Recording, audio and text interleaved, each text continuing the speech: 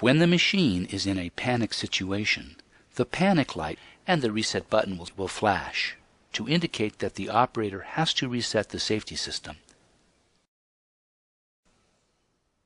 To reset the safety system, make sure all of the function switches on the console are in the normal or stop position.